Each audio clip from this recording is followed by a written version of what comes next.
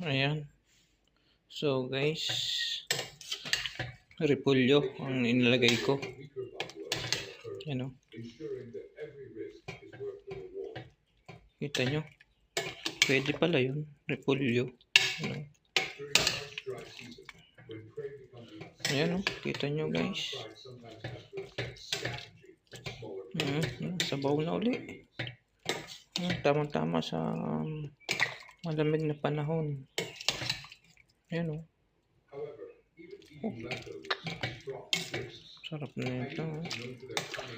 So guys, basta salamat sa walang sawang suporta. Panoorin nyo lang lagi.